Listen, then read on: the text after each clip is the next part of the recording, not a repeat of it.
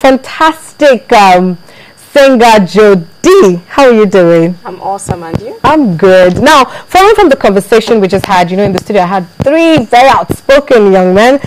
Jodie during the week gave her voice to the anti-gay law by saying that the government actually did well with passing the law, and you went on Facebook to express this. Can you just tell us why? First of all, honestly, I just was on Facebook commenting. Was responding to someone's comment. She was saying she wants to leave this country. Why would the government do this? And I was saying I was more concerned about the act itself, homosexuality, and not whether it was a law or not. I was trying to reach out to those who were who practice homosexuality, and I was trying to say, if everybody back years and years back, everybody, of course it's not something, it's not a possibility, but if everybody did that, how would the human race continue? And it was just like a passing statement before I knew it, people. But I'm trying to say, I'm not condemning them. I'm not saying that I hate these people and because of that they should be stoned to death. All I'm trying to say is that it's the practice itself. You may say we are human beings, we have our rights, we are free to do whatever we want to do. So much freedom. If you keep getting freedom, everything you want to do, you get to do it. You will lock yourself up. You are imprisoned by even that thing you call freedom. So if certain people, like children now, if they get to have everything they want, they grow up to be something else, what you will not be proud of. So if the government lends its hand in that area to discourage people, not necessarily because it wants people in jail, then yes, I want people to be discouraged from that kind of lifestyle. It's medically dangerous. It's morally wrong. It's not something, and you may say it's not harming anybody. That's the stand people have. Yes, it looks like it, but you don't know what will happen in the next 10, 15, 20, 50 years. If people keep it's human beings get bored.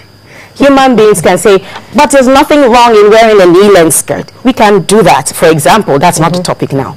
Then after a while, there's nothing, we want to wear bomb shorts. There is nothing wrong in wearing bomb shorts. We are free to wear what we want to do. Before you know, there's nothing wrong in walking around naked. So if you say, you look at it, it may look harmless. That's how it starts. A lot of time, a lot of things that has destroyed a lot of people looked harmless at a point. I'm not looking at now. I'm not looking at how it is seems secretive. 10, 15, 20 years ago, nobody could come out in Nigeria to say, why would they? You'll be afraid to even speak. But now it's getting to that point. And if you keep allowing things go, allowing, it will come a time where you don't know where it will take us. Wow. Okay, so from our conversation, I asked one of my participants said that sometimes you go to a public toilet and someone makes a pass at you, and it's just very uncomfortable. One says going to punch somebody in the face. Now, as a celebrity, you have fans who contact you through Facebook, Twitter. Some people might even send you, emails directly. Have you ever had a fan make a pass at you? You mean a lesbian? Yes, a female.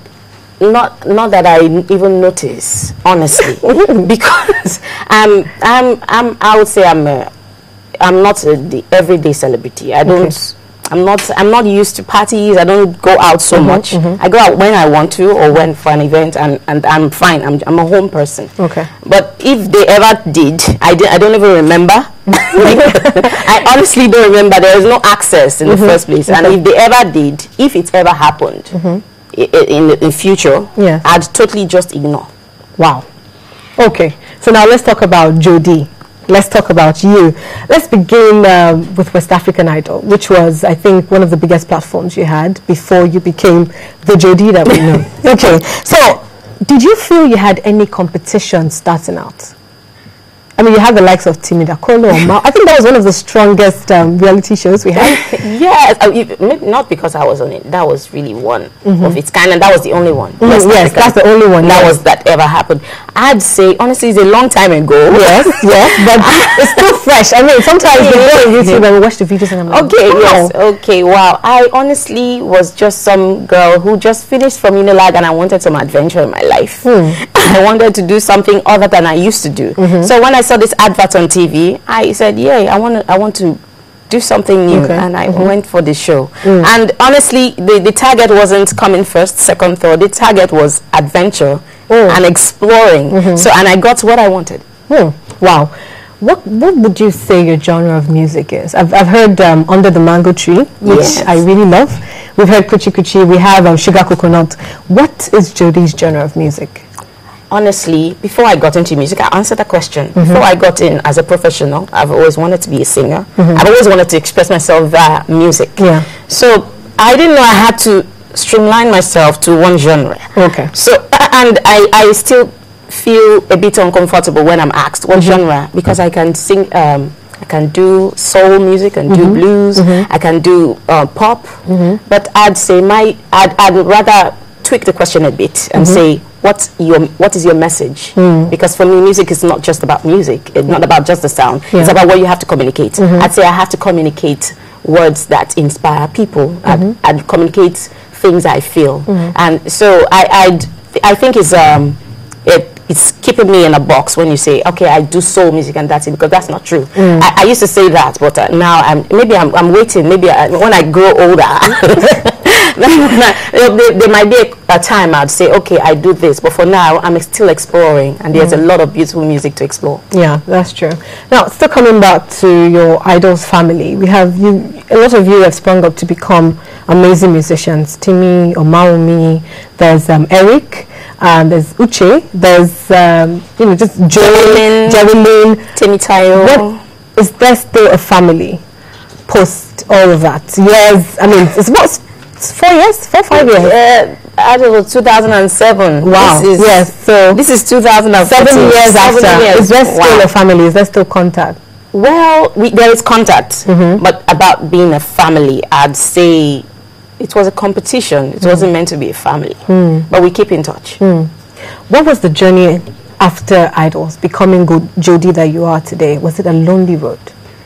You're speaking like I've become that Jodie that I'm looking forward to.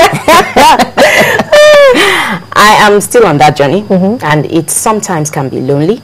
Sometimes it can be a journey where people just do not understand you, where people are waiting for you to go wrong, so they just crucify you. I'll come back to this. When I sent that message on Facebook, and it went on the blog, Linda Ikeji's blog, Jodie's response and all that, so I got messages saying, Jodie, you shouldn't say what side you're on for issues like this, because it may disturb things. You know, you're a star, so you shouldn't lend your voice to any group. You should always sit on the fence. So being on the journey, it's not so easy, because sometimes everybody wants you to be on their side. And when you say you take this stand, you lose certain people.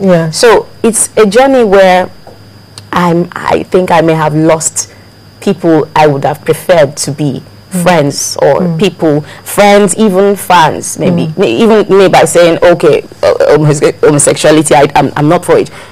They may say, okay, I don't like Jodie no more, but please love me. It's been a beautiful journey still.